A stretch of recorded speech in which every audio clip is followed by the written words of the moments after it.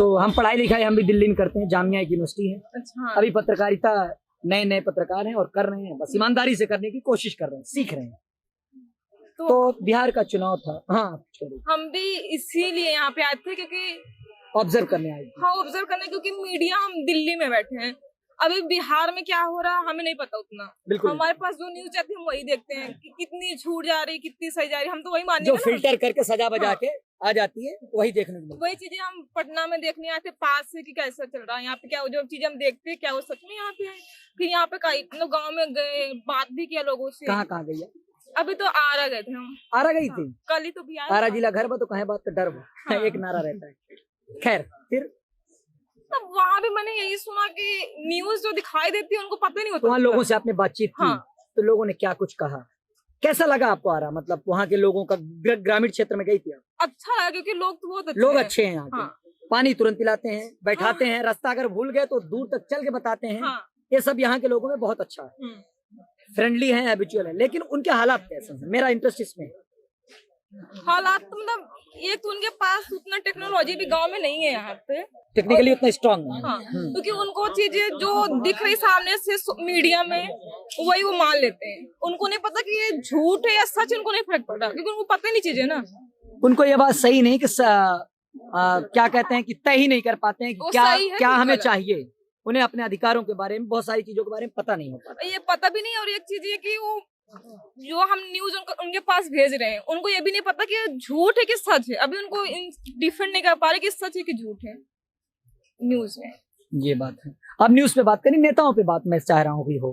तो नेताओं को लेकर बिहार के जो नेता है, चुनाव हो रहा है, आपको जैसे बतौर स्टूडेंट आपको क्या लगता है यहाँ पे क्या ऐसा कुछ हुआ है या क्या कुछ होना चाहिए, या कौन सी पार्टी, या जैसे जनसुराज अभी आया है यहाँ पे, उनको लेके क्या आपका विचार है? बोल जो मन में है बोलिए। मैंने जितना जाना मुझे भी वो भी वही लगता कि बस बिहार का अगर एक नेता आपको पसंद हो, हाँ। जितना भी नेता दौड़ रहा है, उड़न खटोला उड़ रहा है, एक नेता का अगर आपको नाम बताना हो सबसे बेहतर आपकी नजर में?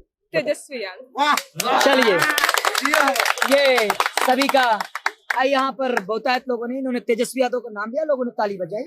नौजवान है और पूर्व में रहे सीएम लालू प्रसाद यादव और राबड़ी देवी के बेटे भी हैं और उनका अनुभव भी रहा, डिप्टी सीएम भी बने और बीच में 17 महीने की जो उनकी सरकार रही नीतीश कुमार के और डिप्टी रहे, उसमें बहुत सारी उन्होंने जॉब दी और हमारे अपने यूपी के भी बहुत सारे लड़के नौकरी यहाँ पाए। बीपीएससी में खूब टीचर हुए।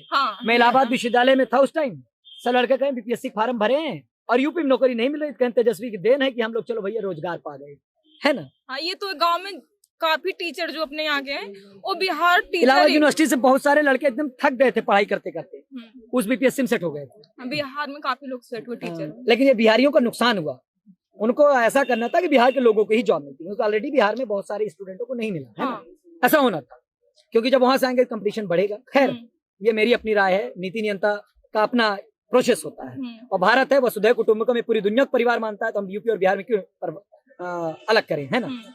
खैर, तो तेजस्वी यादव में आपको उम्मीदें दिखती हैं कि वो बिहार के लिए, क्योंकि उन्होंने जो बात किया लोग आज के यूथ के लिए बात किया, रोजगार देंगे और सब कुछ चीजें बात की, तो अभी हमें उस चीज की जरूरत है। ऐसा आपको लगता है कि तेजस्वी जो बातें कह रहे हैं उन बातों में धार है और आधार है? हाँ, क्योंकि इसके पहले उन्होंने जॉब दी जब वो 17 महीने के लिए थे यहाँ पे, तो अगर 5 साल के लिए रहेंगे तो और कुछ जरूर करेंगे और बदलना भी चाहिए, इसलिए क्योंकि कोई एक व्यक्ति 4 बार 5 बार मौका दे ही चुके हैं। एक ये भी होता ना, कोई अगर एक है वो अगर वो डिपेंड हो गया मैं ही बनूंगा तो उसको नहीं लगेगा ना, उसको जरूरत नहीं लगेगी कि कुछ करना चाहिए। बार बार जीतने से नेता अपने आप को राजा और महाराजा समझ रहे हैं, थक भी जाते हैं मुझे लगता है किसी और वो तेजस्वी कहते भी थकाऊ पकाऊ उबाऊ सीएम नहीं चाहिए ना। खैर मैम, कैसी हैं आप? तबीयत ठीक? बातचीत नहीं करेंगे? बात हो गई। नहीं तो थोड़ी सी बात कर लीजिए ना। आज आप बिहार से ही है कि यूपी से? नहीं, मैं बिहार से। यूपी से हैं, तो चुनाव यहाँ पर रहा, आपने कुछ देखा भला? चलिए खैर, मैम का मन नहीं है और जिसका मन बात करने का ना हो जबरदस्ती नहीं करनी चाहिए, ये हमारी एथिक्स होनी चाहिए, है ना। और मैं लोगों से बातचीत करता हूँ, आप इनको संकार रहे हैं, आपसे बतलाना मैं चाह रहा हूँ, खूबसूरत आप दिख रहे हैं माशाल्लाह। कैसे हैं आप? सब अच्छा है। तबीयत ठीक है? हाँ। ये जो बिहार वाले हैं ना, ये सोचते हैं कैमरा माइक शुरू हो तो आपकी बार बोल दें, आपकी बार से कुछ नहीं होगा, आप कुछ करेंगे तब कुछ होगा, है ना। हम लोग असल में नेताओं को आका मान लिए हैं, जनता को नेता को आका नहीं मानना चाहिए, वो आपके सेवक हैं। उनको आपकी सुरक्षा के लिए वादे का चाचा, हमारे बगल से एक चाचा गुजर रहे थे। और ऐसे हर महफिल में ऐसे कुछ लोगों का, बेखौफ लोगों का होना जरूरी है। ये लोकतंत्र में सबको अपने विचार रखने का अधिकार मिला है और अपनी बातों को बेबाकी से रखना चाहिए। और अच्छा नागरिक वो है जो अपने विरोधियों की बात को साहस से स्वीकार करे। जैसे हो सकता है कि इन्होंने कहा तेजस्वी यादव, लेकिन कोई यदि अगर नीतीश कुमार को पसंद करता है तो वो उनकी बात को एक्सेप्ट करे।